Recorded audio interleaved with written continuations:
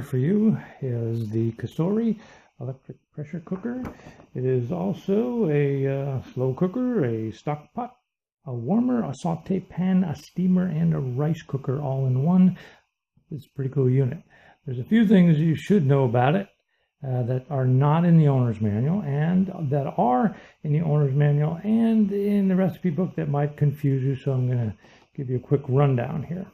Okay, now one of the first things you might want to know about this is the control panel, which I'll show you in a moment. After I plug it in, I got to put some water in it first, but I'll show you basically the structure of it. It's pretty solid on the bottom. Got a lot of really good rubbery feet here, and it sits well on the countertop.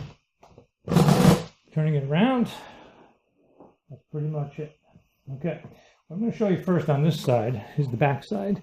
The reason I'm doing that is because this is the side where it's furthest from you when you're cooking, and this is where all the steam and things come from. What they don't talk about in the book too much is this steam valve. This valve here is locking in the steam right here. It's letting the steam out there. Now, if you move it, it raises upward slightly from the pressure cooker. And as you can see, it jiggles around a little bit. Now, what they don't tell you in the book is that you can actually remove it. It just pops right off. You can actually see right through it. Okay. There's a hole up in here that kind of vents the steam, but this seals well. It's not going to really fall off, but I would be a little cautious if you're washing things around the sink or whatever.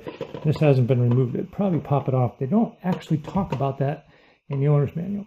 This here is your float valve. When this is up, there's a pin here that you may or may not be able to see. It sticks into the thing here. That's actually your lock feature.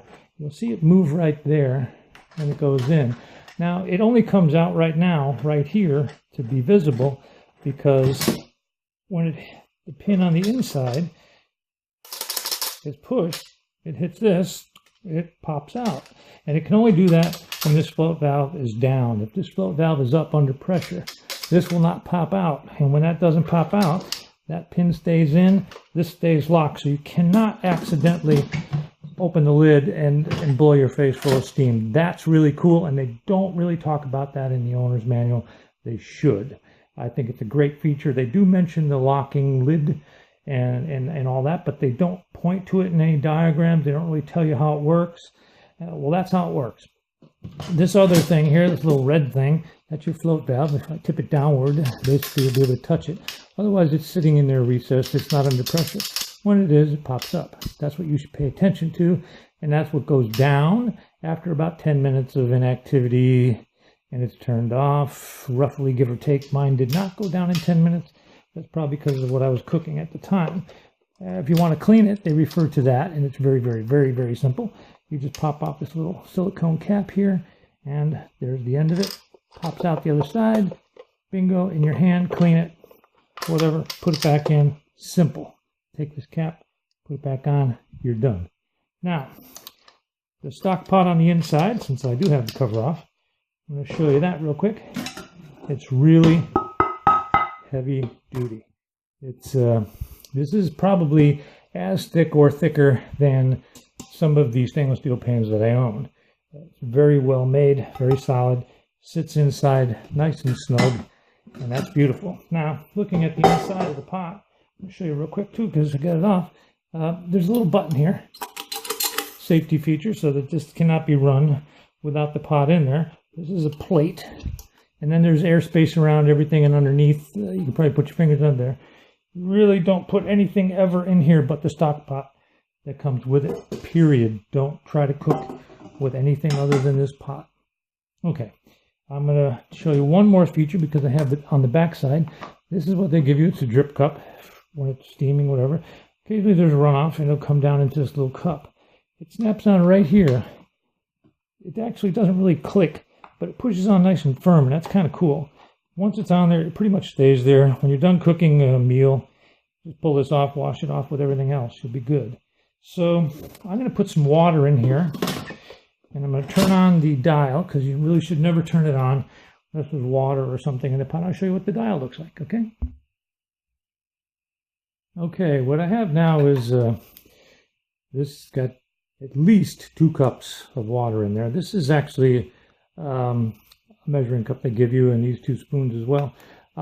This holds I don't remember exactly because it doesn't actually say milliliters on the side here, but it shows you a graph.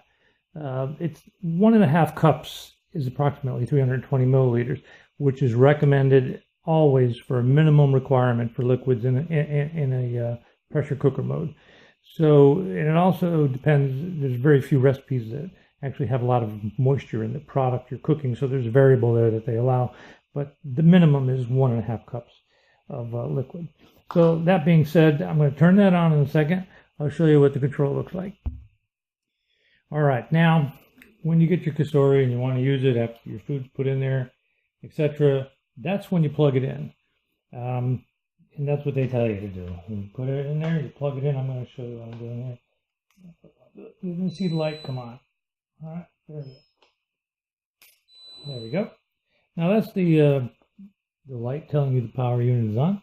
These are the preset modes down here. It's called menu on this, and none of this is functional. These are just reference only.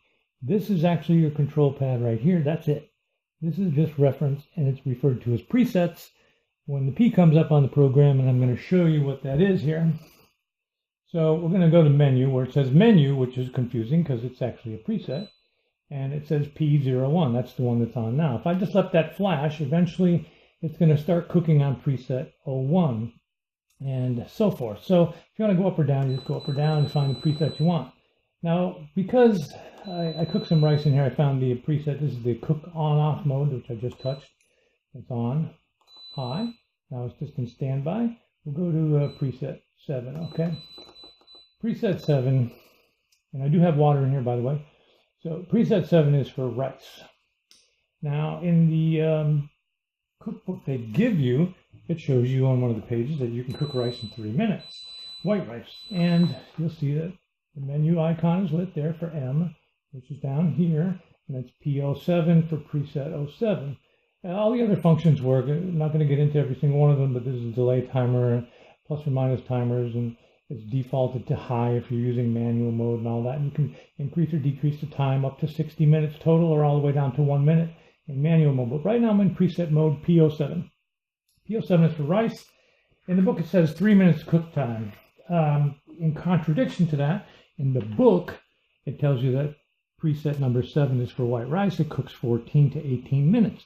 Now if you count the time it takes for the pot to warm up and cook the rice and cool down, it could take you a total of 25 minutes for something like that. But it confuses me because in this book, on one of these pages, which is their book here for white rice, it tells you that it takes 3 minutes, and it doesn't say that's in manual mode. It just says cook time 3 minutes, prep time, blah, blah, blah.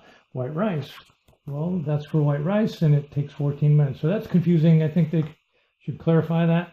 Aside from all that, the pressure cooker works great. The timer will come on in a minute. After that float valve comes up, which shows that it's under pressure, this will have a timer here, and it will count down all the way to 0, at which point the warmer light will come on to say that it's going to stay warm. In normal cooking mode, you might want to just shut it off at that point. What you do is you hit this button, turns it off, all right, and then you unplug it. You always do that before you unplug the unit. That's so you don't screw up your circuitry, I would imagine. And that's pretty much it. Aside from those little quirks, this is a really solid unit. It's very well made, and I'm not going to open it right now because, well, the float valve is not up. I didn't have enough time. But you follow your instructions in the book. With a few exceptions, this seems to be spot on. It's very versatile, very well made, very stylish. I like it, and I think you might like it too, so there you go. Okay, along with this COSORI pressure cooker, you're going to get a cup and a couple of plastic spoons, an extra lid, which is really well made, and that goes on in place of the steamer lid so that you can warm foods, keep them warm, display them on the kitchen table, whatever. And here you have an extra seal, silicone. This is what's in there, and it's very, very easy to remove. So you do get all these extra things, and you also, of course, get the COSORI owner's manual and the COSORI reference book for certain recipes they decided you might like to look at.